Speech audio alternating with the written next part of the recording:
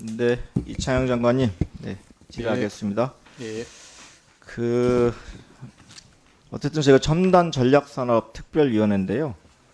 관련해서 뭐 여러 가지 지원에 관련된 각 부처의 이 업무 보고를 잘 들었어요. 근데 어찌 보면 뭐 아주 뭐 특별한 건 없고 결국은 과거에부터 쭉 해왔던 우리가 뭐 대한민국 정부가 있으면서 계속적으로 지원했던 내용들을 좀 또 보강하거나 통합하는 이런 내용이라고 생각합니다. 그럼에도 불구하고 특히 미중 간의 기술 패권, 특히 반도체 패권 경기에 관해서 의미가 있다 생각합니다.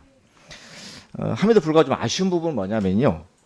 이게 이제 반도체법 관련해서 지금 미국의 가드레일 조항들이 있잖아요.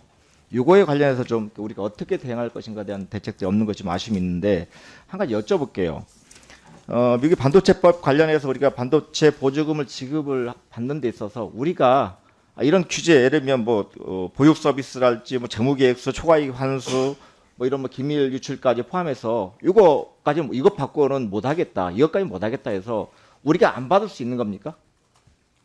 그건 뭐 기업이 판단할 문제라고 생각됩니다만은 기업이 이제 미국 시장에 그 시장을 확보하는 그 선점하는 그런 이익하고 또 지금 이 투자에 따른 그런 그 여러 가지 리스크하고를 아마 기업이 판단할 문제라고 생각합니다. 기업이 판단할 문제라고 이제 장관님은 이제 넘어갈 수 있는 건데 사실 아까 세계적 기술 패권이라고 했을 때 반도체는 미국의 눈밖에 나서는 우리가 현재 있는 반도체 자체도 무너질 수밖에 없는 현실이잖아요. 그래서 사실은 이 부분을 우리가 받아도 되고 안 받아도 되고 이런 권한이 있는 게 아니라 사실은 이게 따라갈 수가 없는 거죠.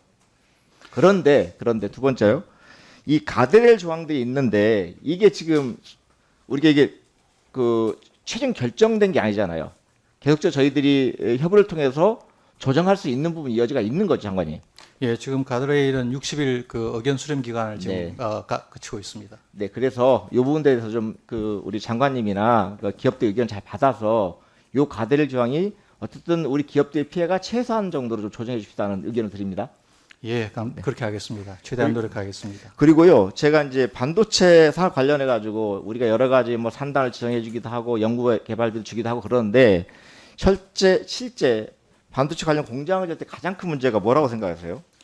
기업들의 가장 큰 애로가? 물론 뭐 입지도 있습니다만은 용수하고 전력이 아닐까 그런 네. 생각을 하고 있습니다. 전력 공급 부분하고 용수 문제일 거예요. 근데 지금 SK가 먼저 시작했잖아요, 용인 쪽에다가. 그런데 지금 전력 공급 어떻게 되고 있는지 아세요?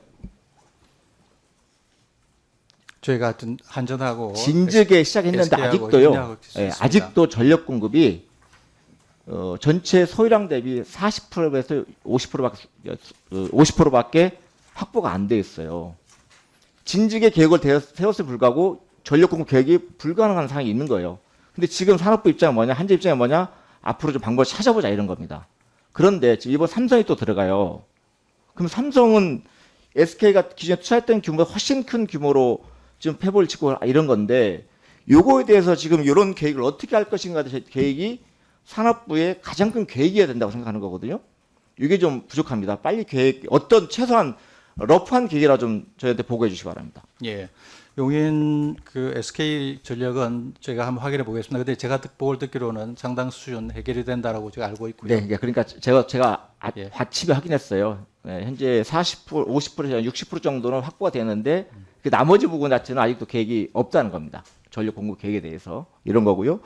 그리고 이제 또 관련해서 지금 반도체 부분은 아리백이 꼭 필요하지 않나요? 모든 기업의 아리백이 필요합니다. 그러니까 특히나 다 필요한데 예.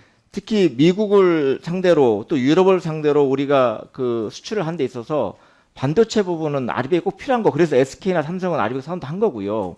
이 전력 공급도 정말 현재도 안 되겠는데 전력 공급을 한 데 있어서 또 아리백을 어떻게 실현할 것인가 대책이 있습니까? 재생에너지 공급과 같이 해서 저희가 전력 공급 전체를 지금 검토를 하고 있습니다. 이것도 함께 좀 어떻게 할 것인지 아마 세밀한 계획이 쉽지 않겠지만 최소 어느 방식으로 아리백을 확보할 것인지에 대해서 좀 계획을 좀 주시기 바랍니다. 그리고 또 한 가지요. 용수 문제도 심각할 텐데 용인 같은 경우 인접 시군인 안성시랄지 뭐 이천이랄지 근데 밤대가 심해서 상당 부분 해결하는데 시간이 걸렸거든요.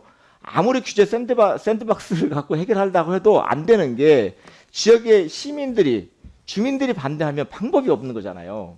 요거에 대해서도 지금 어떻게 해결할 것인지 답을 좀 주십시오. 예. 네. 아마 여긴 그 SK 그 클러스터는 국가 산단 시스템이 아니고 지방 일반 산단으로 선택해서 했기 때문에 아마 지방 자치단체들의 협의가 상당히 이제 어려웠던 부분이 있는 것 같습니다. 지금은 거의 다 해결이 됐다고 보여지고 그동안에 국회하고 저희가 노력을 많이 했다고 보여집니다.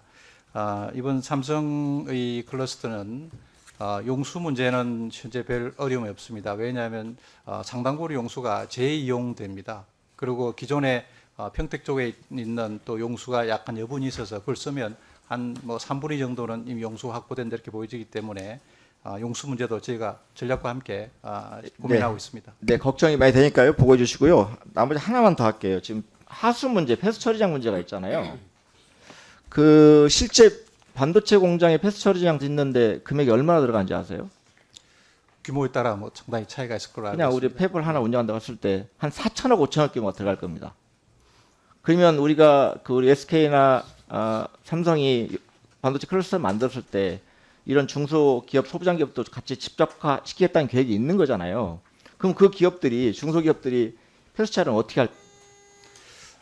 배수 처리는 물론 그 클러스터마다 다릅니다만은 뭐 공동으로 사용할 수 있는 배수 처리를 하는 게 규모의 경제나 여러 가지 면에서 좋다고 보여지고 그때 필요하면 정부 지원도 고려하겠습니다. 그래서 아마 SK나 삼성이 자체적으로 폐수처리를 시킬죠. 근데 이런 중소기업들, 협력업체들을 입장에서 시키는 아니면 직접화 시키려면 이게 중요한 대책 힘께 포함되어야 할 겁니다. 이거에 대해서도 계획이 마련되는 보고해 주시기 바랍니다. 예, 알겠습니다. 네, 고생하셨습니다. 다음은 양금희 의원님 질의해 주시기 바랍니다.